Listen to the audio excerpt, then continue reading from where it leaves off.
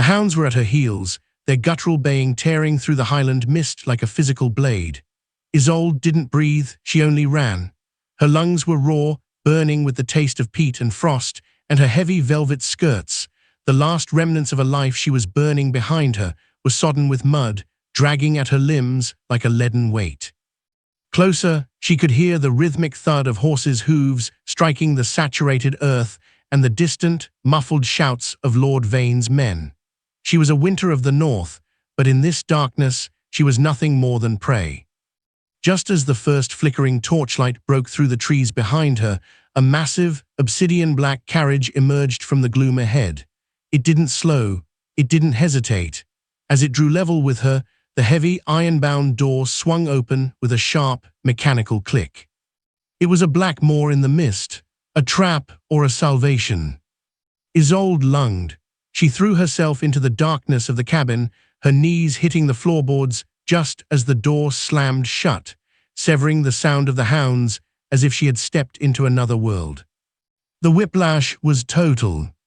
The bone-chilling, terrifying darkness of the forest was gone, replaced instantly by the suffocatingly warm, lavender-scented luxury of the carriage. The air was thick with the scent of expensive tobacco and cedarwood. Before she could gasp, a large, gloved hand moved with predatory speed, pressing firmly against her mouth to stifle her sob. "SHHH," a voice vibrated through the small space, a deep, resonant baritone that carried the weight of absolute authority.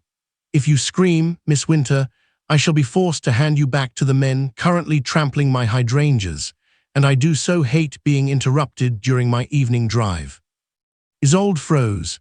Her eyes, wide and luminous with shock, met a pair of dark, piercing eyes that seemed to strip away her every defense.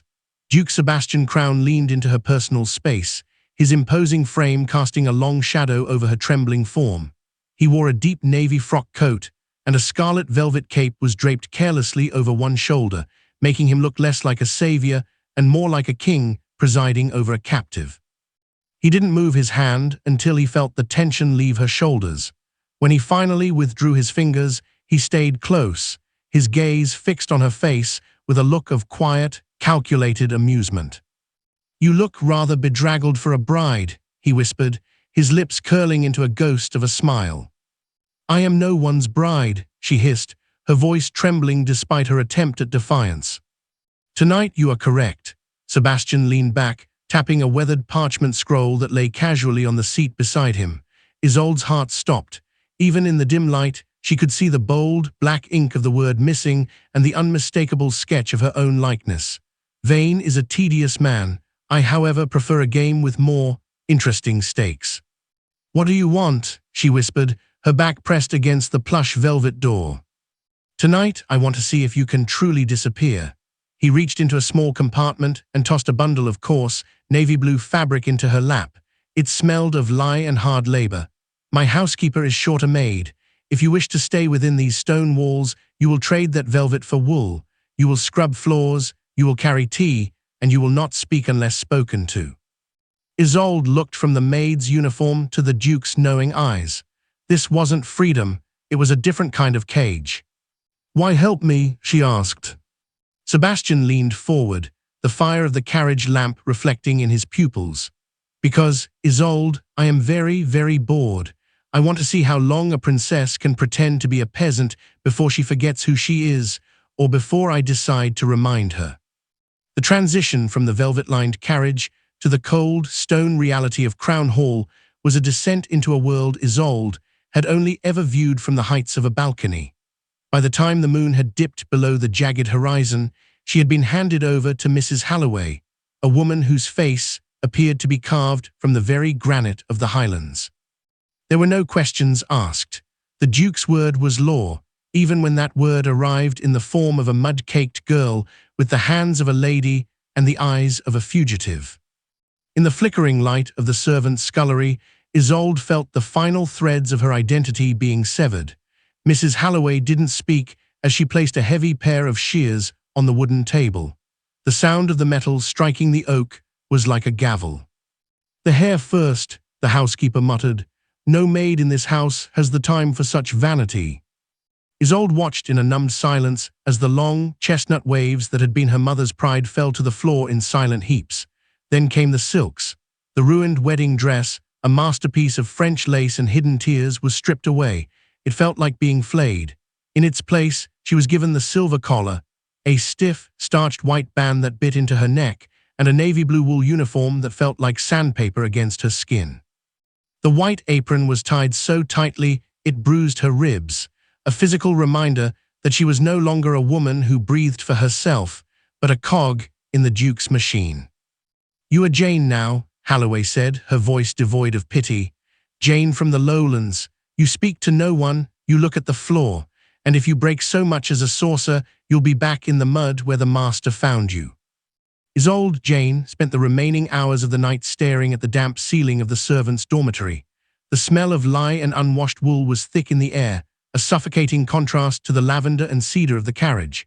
She felt small, she felt invisible, but as the first grey light of dawn filtered through the high barred windows, a cold resolve began to settle in her chest. If she was to be a ghost, she would be the best ghost Crowne Hall had ever seen. The morning lineup was a ritual of precision and terror. 30 servants stood in a perfect, rigid line in the great hall, their breath hitching in the frigid morning air. The silence was absolute, broken only by the distant ticking of a grandfather clock. Then came the sound of boots. Sebastian Crowne descended the grand staircase with a slow, predatory grace. He wasn't dressed for the hunt this morning. He wore a charcoal morning coat that fit his broad shoulders with lethal exactness. His presence seemed to pull the very oxygen from the room. He walked the line of servants with his hands tucked behind his back, his gaze never lingering, his face a mask of aristocratic boredom. Isolde kept her chin tucked, her eyes fixed on the polished tips of his boots as they drew nearer. Her heart hammered against the stiff cotton of her bodice, a frantic bird trapped in a cage. "Look down," she told herself. "You are Jane, you are nothing." The boots stopped. The air grew heavy. Isolde could smell him, that same scent of cedar and expensive tobacco. The silence stretched until it became a physical weight. Slowly, Sebastian leaned down, his face stopping inches from hers. He didn't speak, but he leaned in just enough for her to feel the heat of his breath against her ear. He reached out, his gloved finger hooking under her chin and forcing her head up. For a heartbeat, the Jane she was pretending to be vanished. Her eyes met his, wide, defiant, and burning with a nobility that no wool uniform could hide. Sebastian's eyes didn't show anger. Instead, they flickered with a dark, terrifying satisfaction. His gaze swept over her shorn hair and the starched collar that marked her as his property. He didn't say her name. He didn't expose her. Instead, he reached out and adjusted the lace of her cap with a touch that was agonizingly slow, his thumb grazing the sensitive skin of her temple. "The new girl," he said, his voice carrying clearly through the silent hall. "She has a certain potential. See that she is assigned to my private wing, Mrs. Holloway. I find I am in need of a servant who understands the value of silence." He let go of her chin, his eyes lingering on hers for one final, knowing second before he turned away. As he walked toward the breakfast room, he didn't look back, but the message was clear. He hadn't just saved her from the hounds, he had claimed her. And as Isolde watched him go, she realized that while Vane wanted her hand, the Duke wanted her soul. The private wing of Crowne Hall was a labyrinth of shadows and expensive silence. Unlike the rest of the estate, which hummed with the frantic industry of a dozen servants, the Duke's personal quarters felt like the interior of a cathedral, vast, cold, and heavy, with the weight of things left unsaid. Isolde moved through the corridors like a ghost, her footsteps muffled by the thick Persian rugs that cost more than her father's entire stable. The weight of the golden tea tray in her hands was a constant, physical reminder of her new reality. It was heavy, the fine bone china rattling ever so slightly as her hands betrayed her. She had spent the afternoon scrubbing the soot from the kitchen grates until her knuckles were raw, a deliberate attempt to drown the noblewoman within her under a layer of grime. But as she approached the double oak doors of the Duke's study, the Jane she was projecting began to crack. She pushed the door open with her shoulder, the hinges silent and well-oiled. The study was bathed in the amber glow of a roaring fireplace, the flames dancing in the reflection of floor-to-ceiling bookshelves. The air was thick with the scent of old parchment and the sharp, medicinal tang of brandy. Sebastian was silhouetted against the hearth, his tall, imposing frame draped in a scarlet velvet dressing gown that flowed behind him like a river of blood. He didn't turn when she entered. Isolde crossed the room, her gaze fixed strictly on the floor. She reached the low mahogany table near his wingback chair and began to set the tray down. Her movements were stiff, choreographed by a fear she couldn't quite suppress. "Your tea, Grace," Sebastian said, his voice a low vibration that seemed to crawl up her spine. "It's Jane, Your Grace," she corrected softly, her voice barely a whisper. "Is it?" He finally turned, his masculine features sharp and predatory in the firelight. He didn't look at the tea. He looked at her, at the way the frilled cap sat atop her shorn hair and how the starched apron highlighted the elegant curve of her neck. He moved toward her, his pace slow and deliberate, invading her personal space until she was forced to take a half step back against the table. The tray rattled again. A single drop of tea spilled onto the white lace cloth. "You have a very particular way of moving, Jane," he mused, leaning down so his face was level with hers. "You don't scuttle like the others, you glide.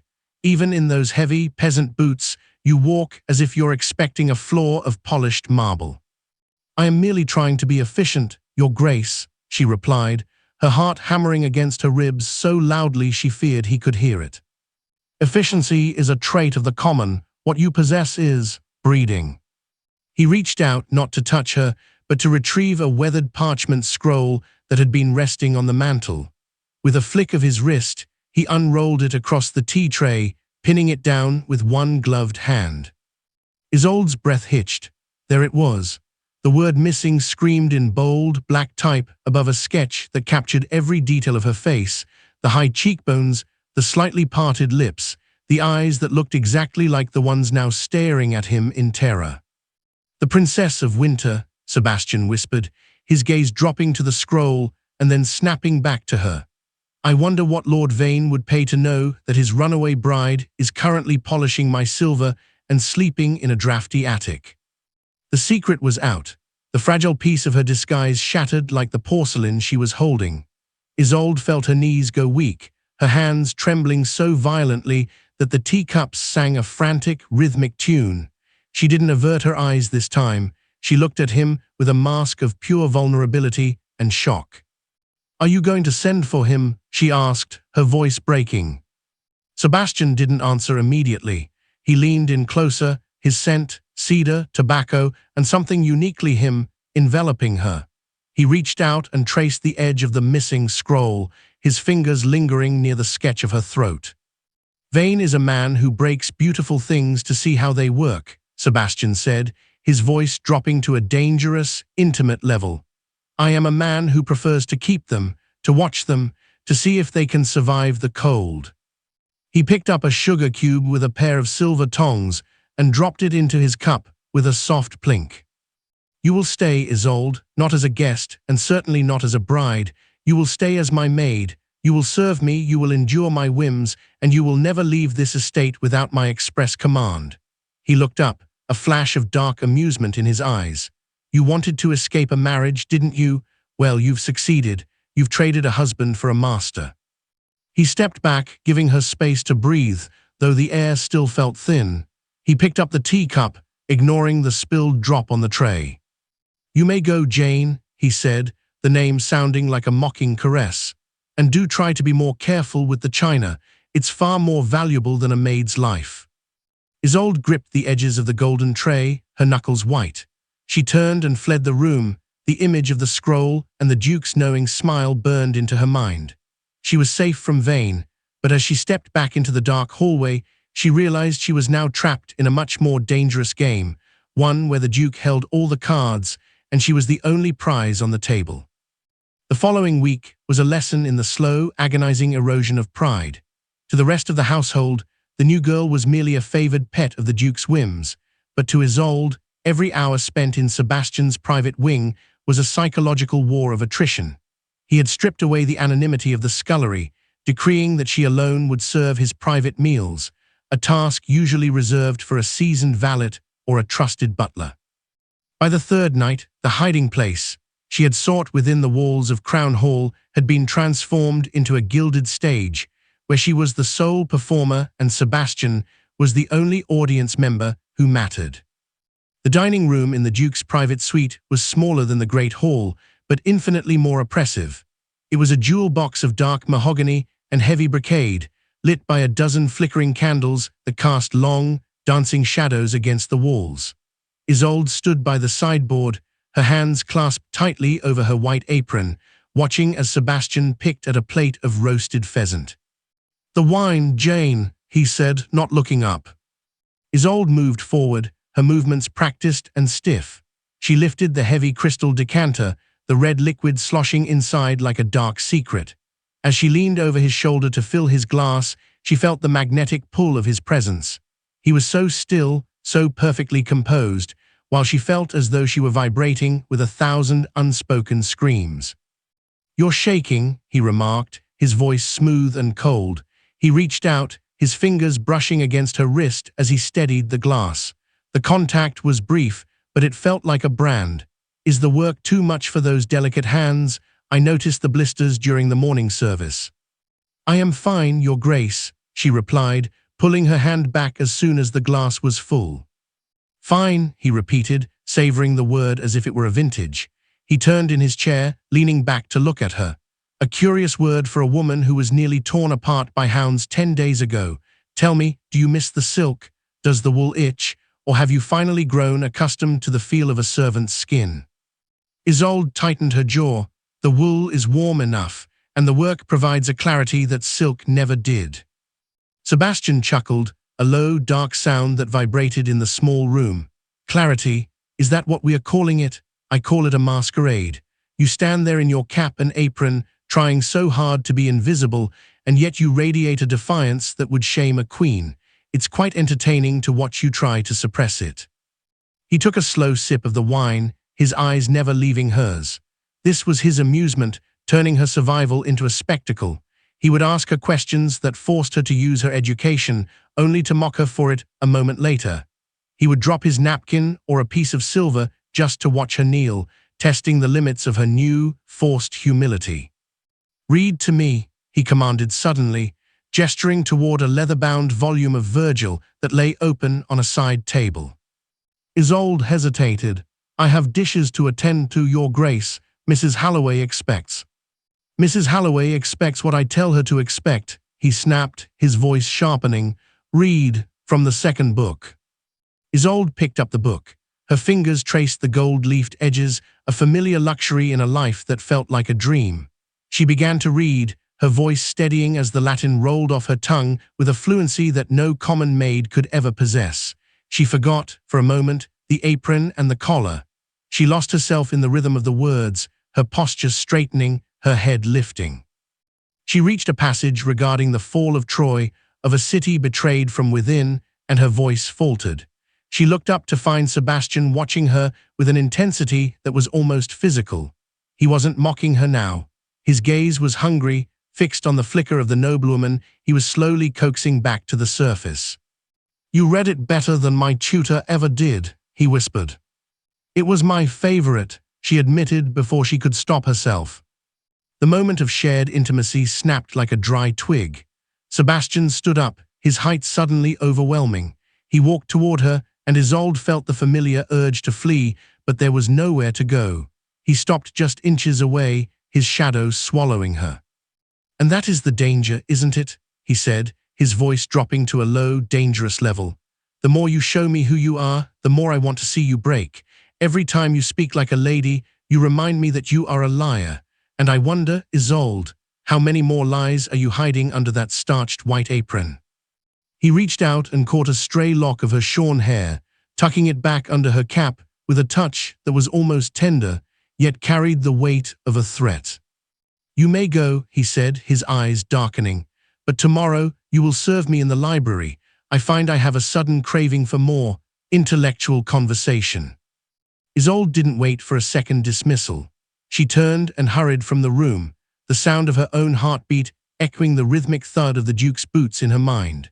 She had traded a life of being a pawn for a life of being a trophy, and as she scrubbed the silver in the dark of the scullery later that night, she realized that the price of her silence was becoming higher than she could ever afford to pay.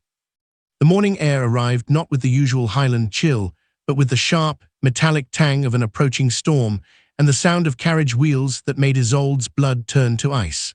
From the narrow window of the scullery, she watched as a familiar, obsidian-black coach crested the hill. It bore a crest she recognized even in her nightmares, a snarling wolf in silver. Lord Vane had arrived.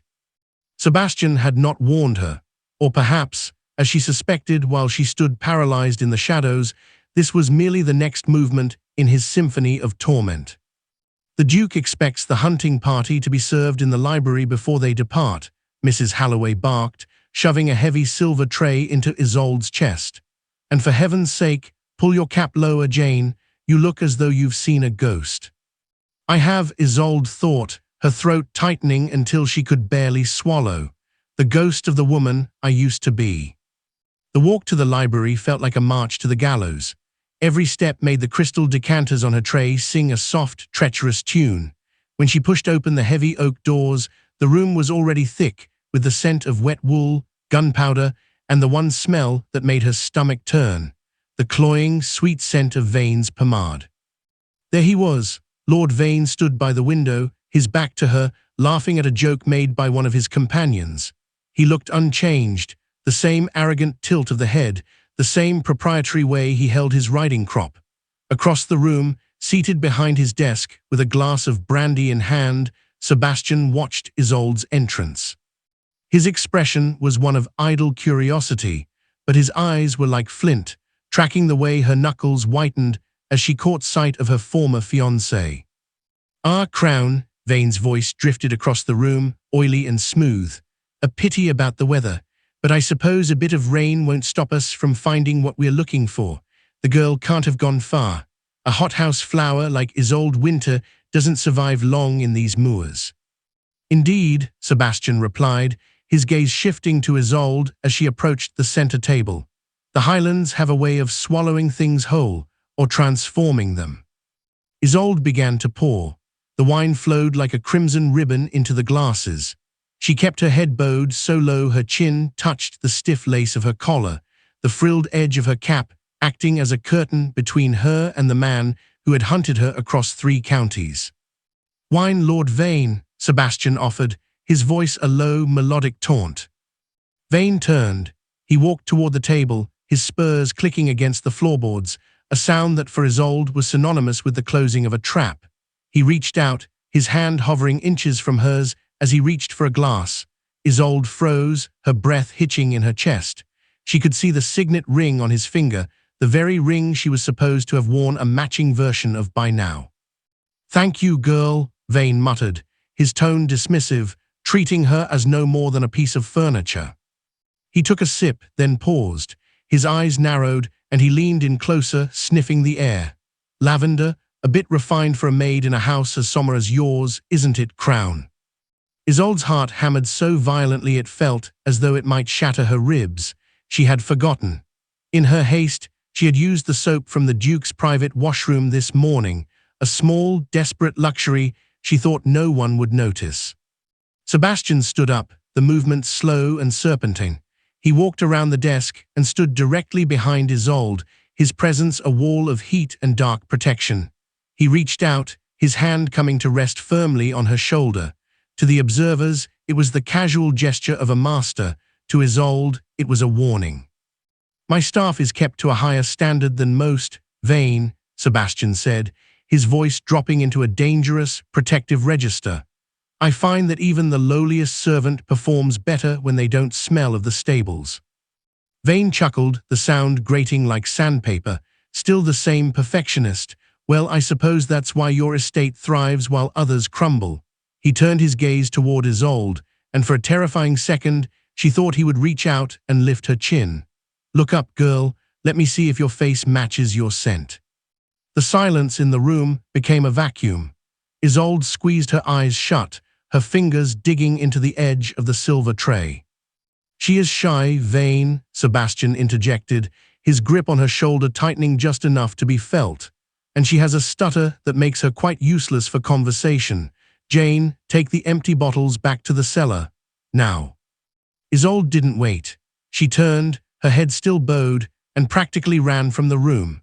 She didn't stop until she reached the sanctuary of the cold, dark pantry, where she collapsed against the stone wall, her lungs gasping for air that didn't smell of Vane's perfume. She was safe, but only because Sebastian had allowed it. As she looked down at her trembling hands, she realized the terrifying truth. Sebastian hadn't hidden her because he cared for her safety. He had hidden her because he wasn't finished playing with her himself. He had stared into the face of her hunter and lied with the grace of a devil, not to save her, but to ensure that when she finally broke, it would be for him alone. The library was the only room in Crowne Hall that felt alive, though its life was one of dust, ink, and the heavy weight of centuries. While Lord Vane and his hounds scoured the mist-choked moors outside, Isolde was tasked with dusting the upper reaches of the Duke's collection. High atop a rolling ladder, she felt a fleeting sense of liberty. The higher she climbed, the further she drifted from the Jane, who scrubbed floors and smelled of lye. She reached for a heavy, vellum-bound volume of Ovid, its spine cracked from age. As she brushed the silk cloth over the leather, the book fell open to a passage heavily annotated in a sharp, masculine hand, the Duke's hand. Her eyes instinctively traced the Latin, her mind translating the ancient text with a speed she hadn't used in months. She paused. In the margin, Sebastian had scribbled a translation regarding the nature of transformation, but his conjugation was flawed, a subtle error that skewed the entire philosophical meaning of the verse. Without thinking, driven by a reflex born of years of tutoring by the finest scholars, Isolde reached for the graphite lead resting on the shelf. With a hand that didn't tremble, she struck a light line through the suffix and noted the correct dative form in the margin. "A dangerous habit, Jane," a voice drawled from the shadows below, correcting the master of the house in his own sanctum. The graphite snapped in her hand. Isolde looked down, her heart plummeting. Sebastian was standing at the base of the ladder, his coat removed and his shirt sleeves rolled up to the elbows, revealing forearms that looked more like a laborer than a peer's. He was watching her not with the cold boredom he showed the world, but with an intensity that made the air in the library feel thin. Isolde scrambled down the ladder, her heavy skirts tangling in the rungs. By the time her boots hit the floor, Sebastian was directly in her path. He took the book from her nerveless fingers, his gaze scanning the correction she had made. "The dative of disadvantage," he murmured, his thumb tracing the graphite marks. "Most scholars of the North wouldn't even recognize the nuance. Where did a maid from the lowlands learn to read the poets, let alone correct their translators?" I picked up bits and pieces in the village, Your Grace," she lied, her voice a thin thread. "The vicar was a kind man." "The vicar must have been a prodigy." Sebastian stepped closer, forcing her back against the mahogany shelves. "But then, vicars don't usually teach their students how to carry themselves like a winter queen while holding a dusting rag. You didn't just learn the language, Isolde, you lived it." He dropped the book onto a nearby table, the thud echoing in the cavernous room. The intellectual mask she had worn so carefully was stripped away, leaving her exposed.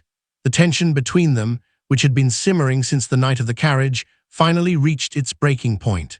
It was no longer just about a master and a maid. It was a collision of two minds that recognized each other as equals in a world of fools. "Why are you doing this?" she whispered, her pride finally snapping. "You saw Vane. You saw the man he is. If you know who I am, why keep me in the scullery? Why make me a servant when you could simply demand a ransom or hand me over?" Sebastian leaned in, his hand coming to rest on the shelf beside her head, trapping her. "Because Vane wants to own you like a piece of livestock. He wants the title and the lands that come with your hand. But he leaned down, his lips inches from her ear, his scent of cedar and old books enveloping her. "I want to see the moment you stop pretending. I want to see the fire that corrected that Latin burn through that drab blue uniform." He reached out, his fingers grazing the silver collar of her apron. The touch wasn't an act of service, it was a challenge. "You think you're hiding, but every time you look at me with that silent judgment, every time you fix a line of Ovid, you are shouting your name to the rafters. You aren't afraid of being caught, Isolde. You're afraid of being known." Isolde looked up at him, her breath hitching. The intellectual intimacy of the moment was more terrifying than Vane's hounds. For the first time, She saw a flicker of something other than amusement in the Duke's eyes, a hunger that wasn't just for power, but for the person she was beneath the lies. "And if I stop pretending," she challenged, her voice low and steady, "what then, your grace? Do I become another volume on your shelf, a secret you keep for your own entertainment?"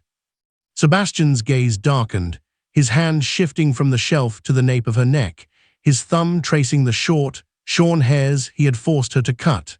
The air between them crackled with a sudden, violent electricity.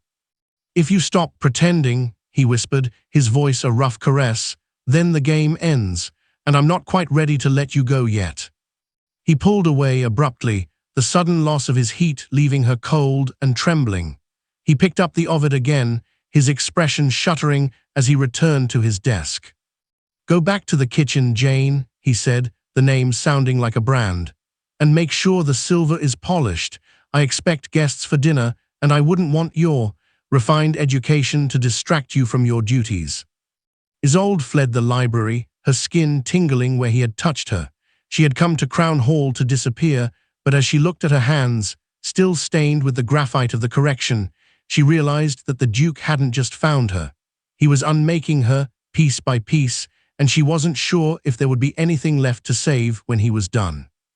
The storm that had been threatening for days finally broke, but it brought no relief. Instead, it turned the Highland earth into a treacherous sludge, unearthing the very things Isolde had prayed would stay buried. She was in the laundry, her arms submerged in steaming water that smelled of lye and bitter herbs, when the heavy thud of the great hall's front doors echoed through the stone foundations of the house. It was followed by a commotion, shouting men, the frantic scraping of chairs, and the unmistakable sharp whistle of a hunting dog. Isolde pulled her hands from the water, her skin raw and pruned, as a cold dread pooled in her stomach. A few minutes later, Mrs. Halloway appeared in the doorway, her face paler than the linens Isolde had been scrubbing.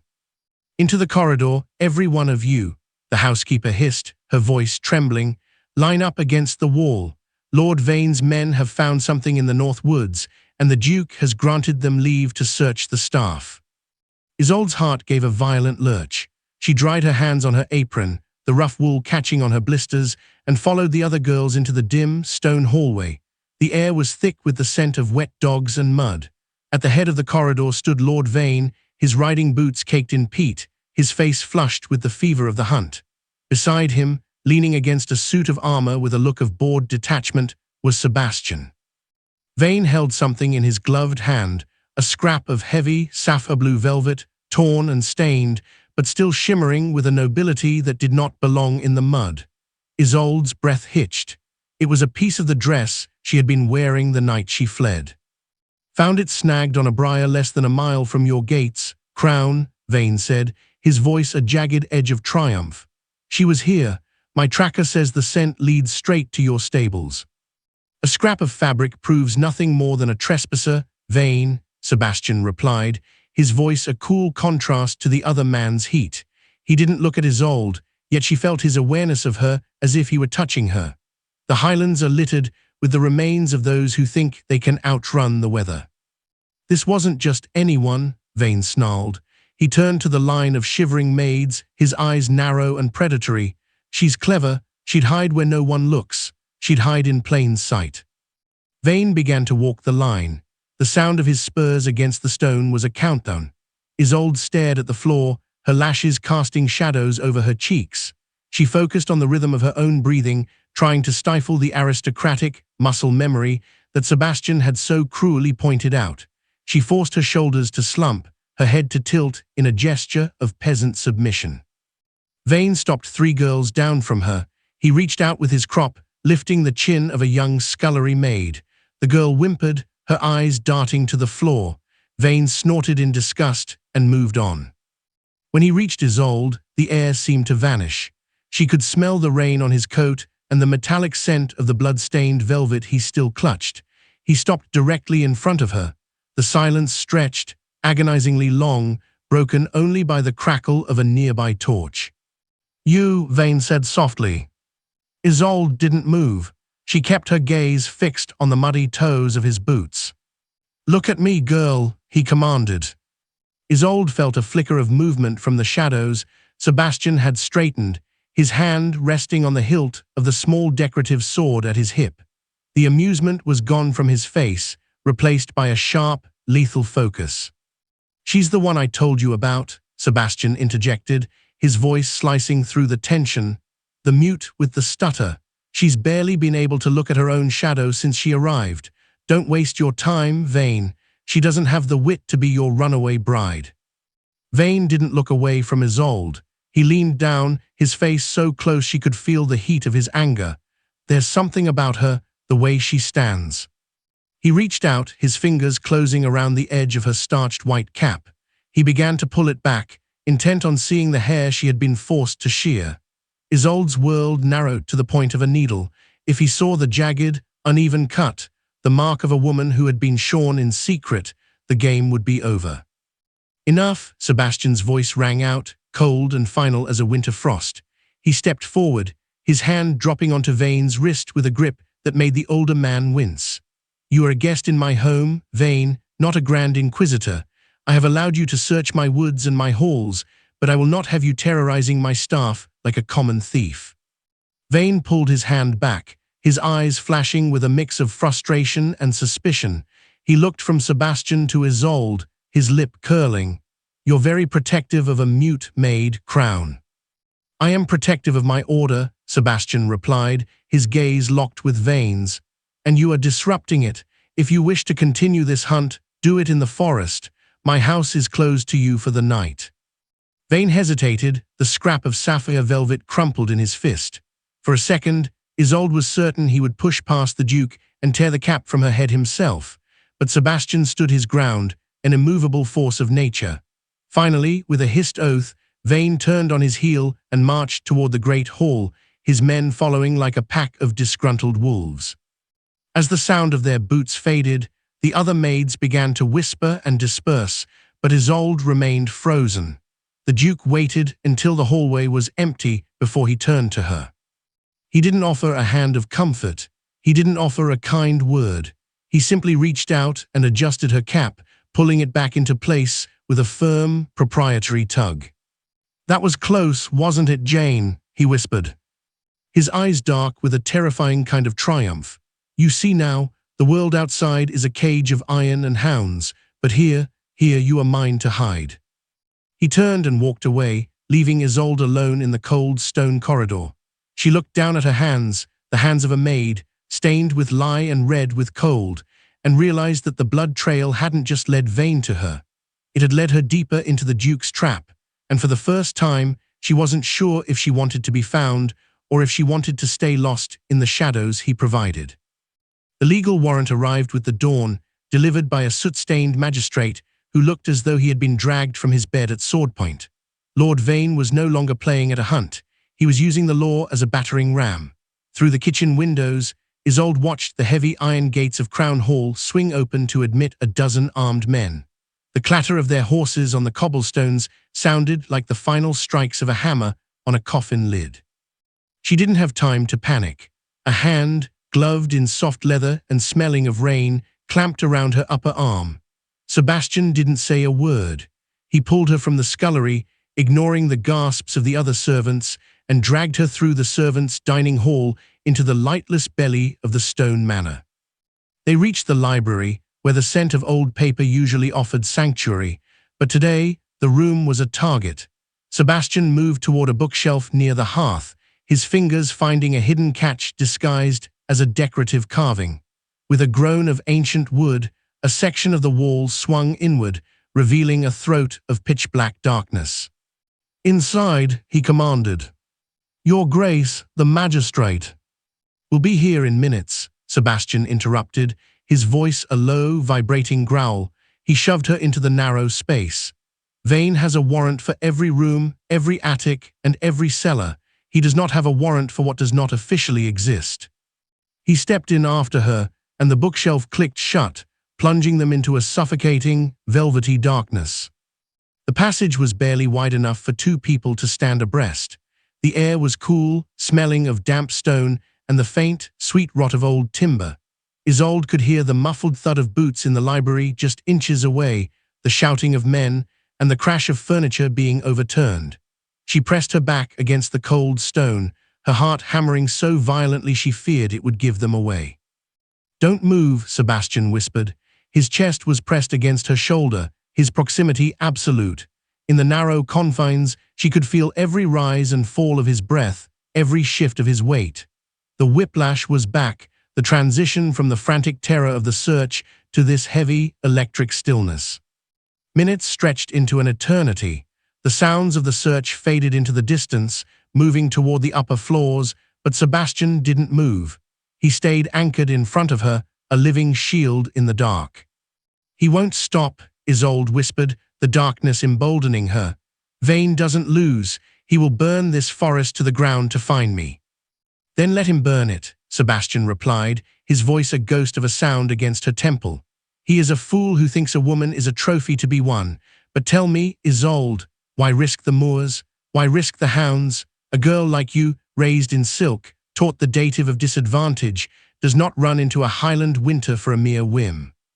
The proximity, the darkness, and the lingering terror of the men outside finally breached the walls of her silence.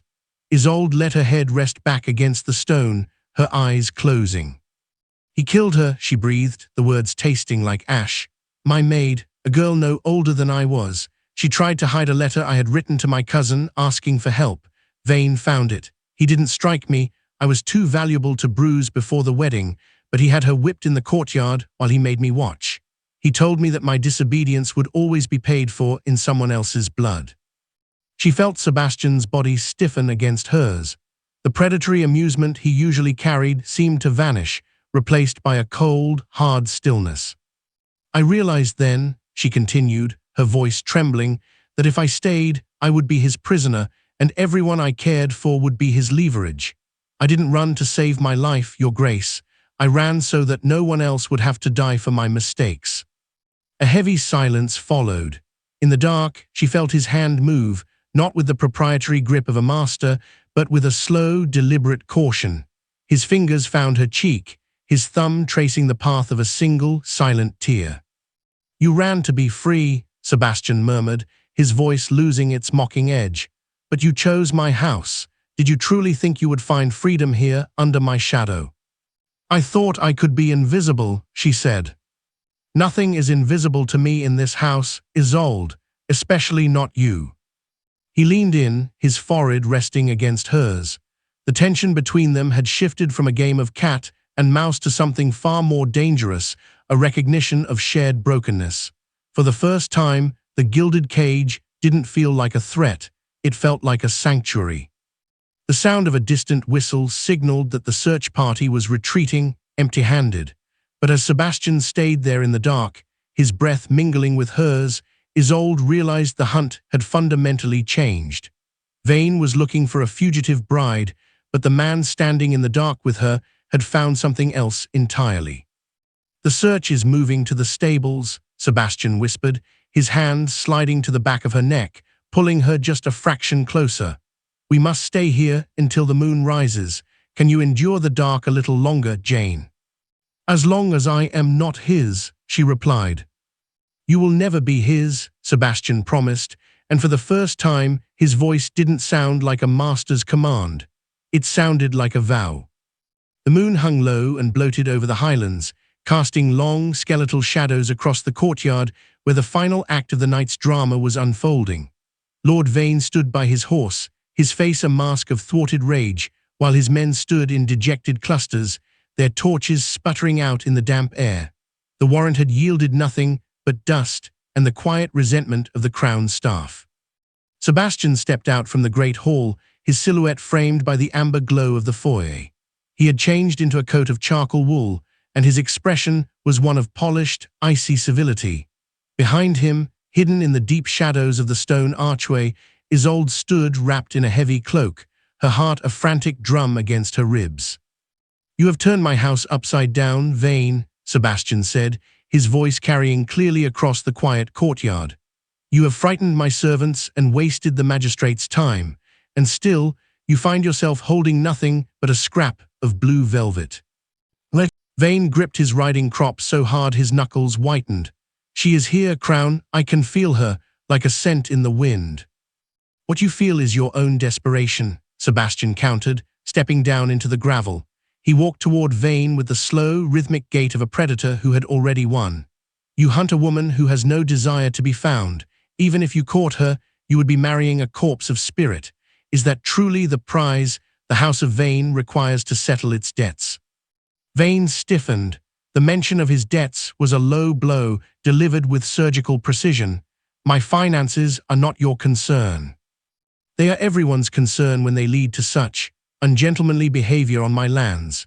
Sebastian stopped an arm's length from Vane, his eyes glittering with a sudden, dark intent. I have a proposal, one that would satisfy your creditors and allow you to leave this damp corner of the world with your dignity intact. Isolde held her breath. She saw Sebastian reach into his inner pocket and produce a small, heavy velvet pouch. He didn't open it, but the way the weight settled in his palm suggested gold or something far more precious. The Winters' estate in the lowlands, Sebastian said, his voice dropping to a confidential murmur that nonetheless reached Isolde's ears. I hold the primary mortgage on the southern timberlands. I am prepared to sign them over to you in full tonight, along with a sum that would clear your father's gambling markers at White's. Vane's eyes widened. The greed was instantaneous, flickering across his features like a flame. And the price? You don't give away fortunes for the sake of neighborly peace. The price, Sebastian said, his gaze shifting for a fleeting second toward the shadows where Isolde stood, is that you declare the hunt over. You will sign a statement, witnessed by the magistrate, that Isolde Winter was seen boarding a vessel in the harbor of Wick, headed for the continent. You will cease your search, and you will never set foot on Crowne land again. Vane looked at the pouch, then back at the dark, silent manor. He knew he was being bought, but the alternative was returning home to ruin. You would pay that much for, what, to be rid of me? I would pay twice that for the silence of my own home, Sebastian lied, the grace of his deception absolute. Vane hesitated, then reached out and snatched the pouch. He weighed it in his hand, a slow, ugly grin spreading across his face. She was always more trouble than the dowry was worth. Very well, Crowne, she's a ghost in the wind. I'll be gone by first light. As Vane turned to signal his men, Sebastian remained motionless, his back to the house. It was only after the horses began to move toward the gates that he turned and walked back to where Isolde waited in the darkness. She stepped out to meet him, her face pale. You gave him the timberlands. You gave him everything he wanted. I gave him a distraction, Sebastian corrected. He reached out, his hand finding her jaw, his thumb tracing the line of her throat with a heat that made her pulse leap. Vane is gone, Isolde. The law believes you are halfway to France. You are no longer a fugitive. Relief washed over her, so cold and sudden it made her dizzy. Then, I am free. Sebastian's smile didn't reach his eyes. He leaned in, his shadow enveloping her once more. The whiplash of the night was not yet over. You are free from Vane, he whispered, his voice a low, possessive velvet. But remember the price of the gamble, Isolde. I have paid your debts.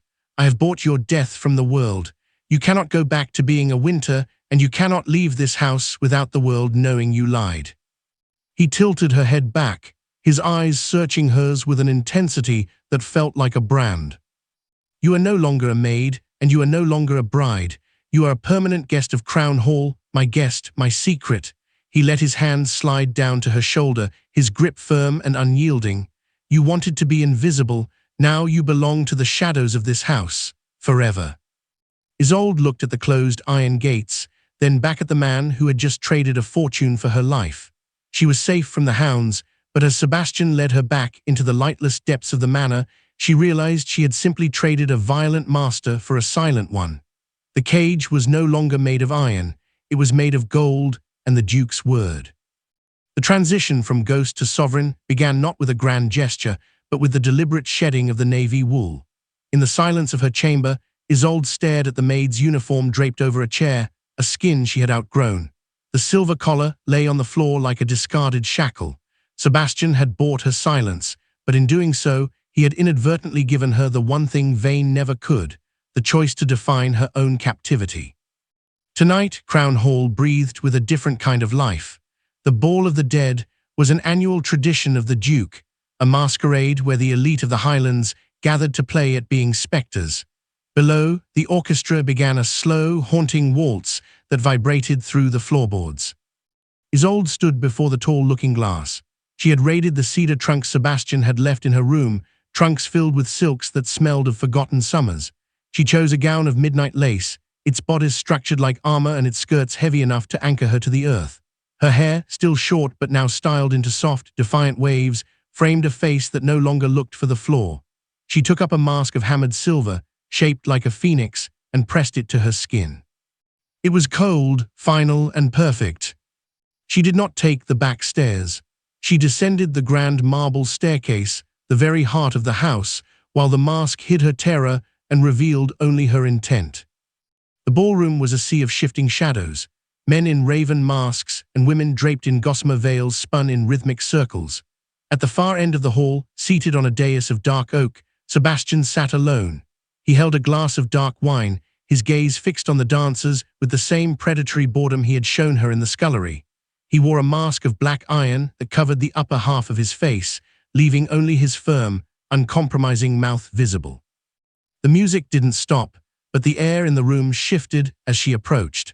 The crowd parted instinctively, drawn by the sheer, cold gravity of her presence. She wasn't Jane the maid, nor was she the trembling bride who had fallen from a carriage. She was a woman walking into the fire of her own making. Sebastian's glass paused halfway to his lips. He didn't rise, but his entire body went rigid, the boredom evaporating in an instant. As she reached the foot of the dais, she didn't curtsy, she didn't bow, she simply held his gaze through the slits of her silver mask. "You are late for your duties, Jane," he said, his voice a low, dangerous rumble that only she could hear over the violins. "Jane is dead, Your Grace," she replied, her voice steady and resonant. "She drowned in the laundry tub. I have come to take her place." Sebastian set his glass aside with a slow, deliberate click. He stood up, his height casting a long shadow over her, but for the first time, Isolde didn't feel small. She felt equal. The permanent guest had decided to walk out of the shadows and claim the light. "You realize what you are doing," he whispered, stepping down from the dais until they were inches apart. "Vane's men may be gone, but his spies are everywhere. If you step onto this floor as anything other than a servant, you are daring the world to recognize you. You are ending the game." "Then let it end," she said, reaching out to rest her hand on the lapel of his charcoal coat.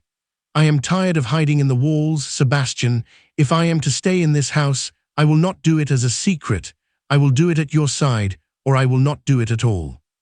A flicker of something, admiration, perhaps, or a hunger far more profound than amusement, ignited in his dark eyes. He didn't answer with words. Instead, he took her hand, his fingers interlacing with hers in a grip that was no longer a cage, but a pact. He led her into the center of the ballroom. The music swelled, the violins crying out in a crescendo of minor keys. As they began to dance, the world around them blurred into a kaleidoscope of masks and candlelight. Sebastian moved with a lethal grace, guiding her through the intricate steps of the waltz. Every touch was an unspoken confession, every turn was a defiance of the law that had tried to bind her. The guests whispered, their masked faces turning toward the mysterious woman in midnight lace, who moved with the poise of a duchess and the fire of a revolutionary. They searched for a name, a lineage, a scandal. Isolde gave them nothing but the sight of her chin held high. "They are wondering who you are," Sebastian murmured, his breath hot against her ear as he spun her toward the open terrace. "Let them wonder," she replied, her eyes locked on his. "Let them see that the Duke of Crowne does not keep a maid, he keeps a partner." As they reached the edge of the terrace, the cool Highland air rushed in to meet them, smelling of rain and freedom. Sebastian stopped, his hand lingering at the small of her back. He looked out over his vast, dark kingdom, then back at the woman who had transformed his game into a reality he could no longer control. "You have won, Isolde," he admitted, his voice rough with an emotion he had spent a lifetime suppressing. "The cage is open. You could walk down those steps right now and disappear into the night. No one would stop you." Isolde looked at the gates in the distance, then back at the man who had seen her at her most broken and her most brilliant. She reached up, her fingers grazing the edge of his iron mask. "I have spent my life running from men who wanted to own me," she said, "but I think I would like to stay with the one who finally saw me." She didn't wait for his permission. She leaned in, her silver mask clinking softly against his iron one, and kissed him, a kiss that was a surrender, a victory, and a beginning all at once. Out of the shadows, they had found a light that burned brighter than any torch in the forest, and as the music played on inside, the world finally knew the Winter Queen had not disappeared. She had simply found her throne.